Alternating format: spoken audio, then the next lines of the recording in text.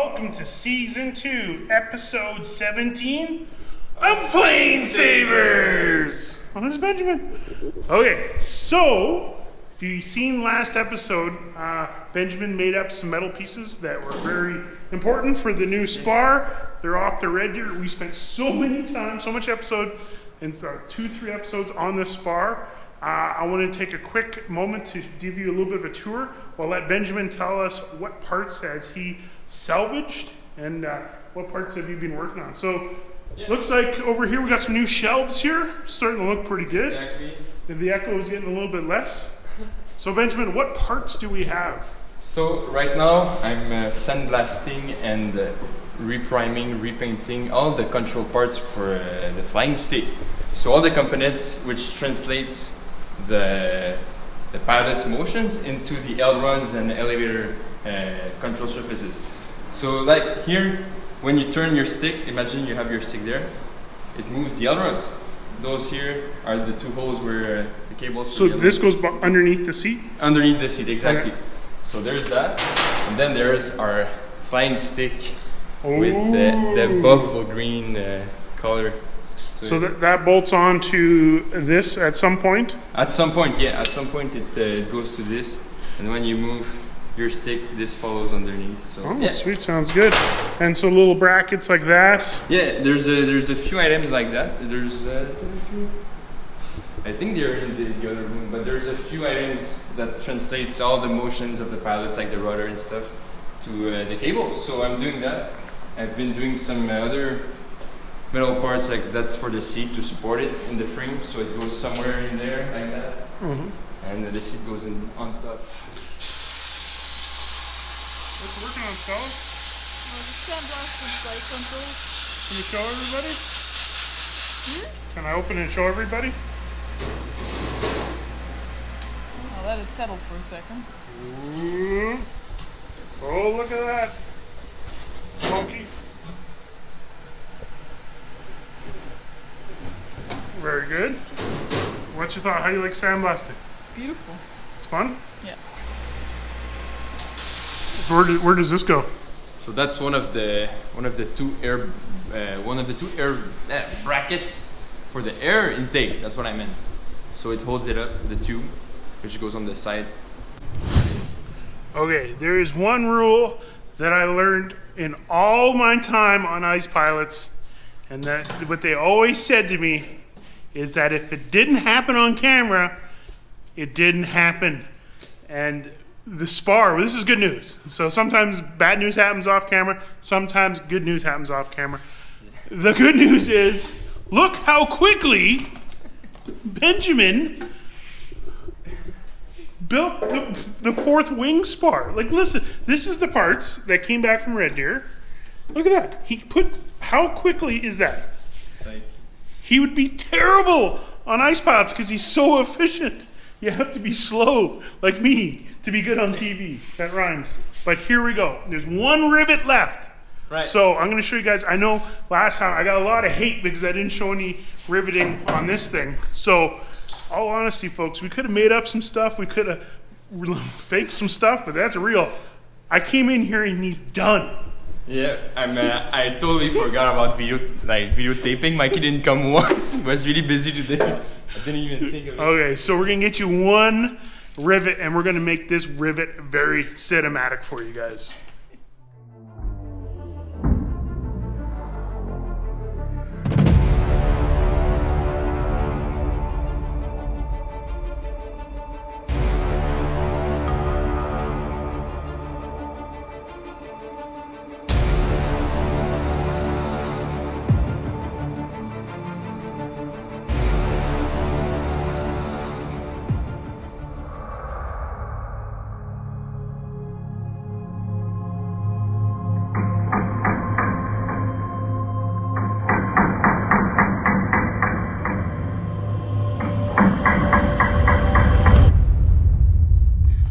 There she is.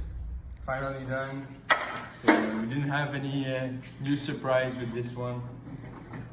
So there you go, the fourth wing spar. Finally completed. I'm really proud of it. Okay, so the efficiency it continues. As you can see, Benjamin actually now, I leave for just a little bit. In fact, I went to Hay River.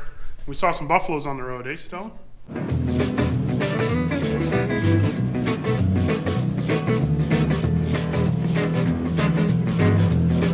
So look at this. This is what Benjamin. So earlier in the episode, you've seen all the parts on the table, especially the green stick. And look what he did. He actually set it up. And William's here. And William can now kind of fly the airplane. So this is so cool. So this is one of the cool things that I like about the whole project is to actually be able now to take a few seconds and show you guys and girls how the control stick works in this aircraft. Is very genius. You want to do it, Benjamin? All right. So, like from what I know is that they had a challenge, which is to mix both axles into one stick. So there's this one for the ailerons, and there's the elevator one, and they had to find a way, engineer something that the pilot could move both axles with only one stick. So if you look here, when I turn left and right, it moves this part here, and that's where the cables for the aileron is gonna go. So just so you guys know, the pilot's sitting here, right here, above this this rod, and is facing that way. So yeah, the ailerons are in front of the pilot. If we look at this little mock-up, since it's only on the top wing that there's ailerons, the ailerons are in front of the pilot. So yes, it goes for this axle, it goes right there, but when I use the pitch, it's here that it goes.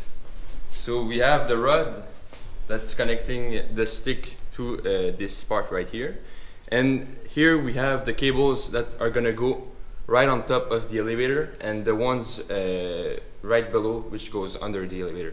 So when I do this motion with on this axle, you can kind of figure out how the elevator is gonna move.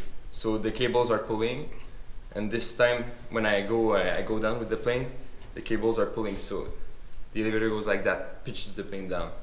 So it's pretty neat, and then I can do 360s with it, and we see both axles move at the same time. So yeah, it's pretty crazy how they did that. I think probably from the drawings that was how it was in 1917, how they did it. But yeah, it's really ingenious for those days. It's crazy with the swivel balls, I can say, right on each side. So if you take a look over there, that's how it works. So picture this. This is amazing. So you got basically two independent controls. So this goes up and down. This makes the airplane go left and right. And then now this thing actually operates in a complete circle. So if you imagine this as a big circle right here, and any point that you put in that circle is an independent control. So you got 360 degrees of control, which is amazing. So if you want to go up to the left, down to the right, it's so intuitive that you can just jump in and fly the airplane. This is just, to me, is amazing. Hopefully you guys understand that. William, what do you think? You want to try it out? Oh yeah.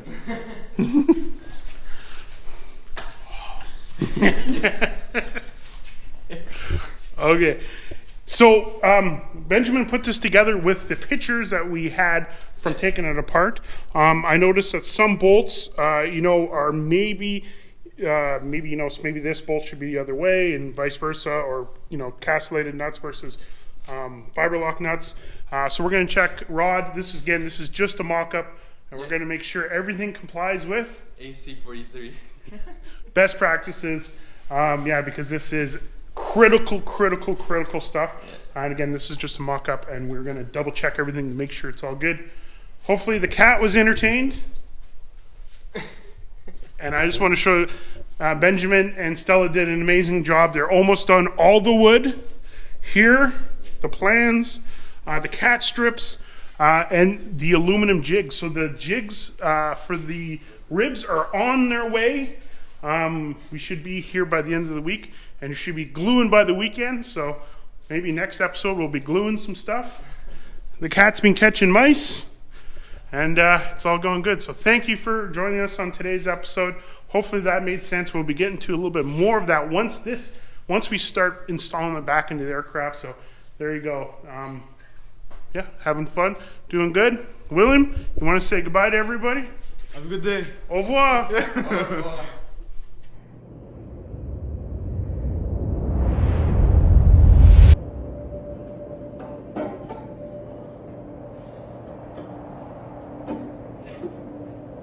What's happening?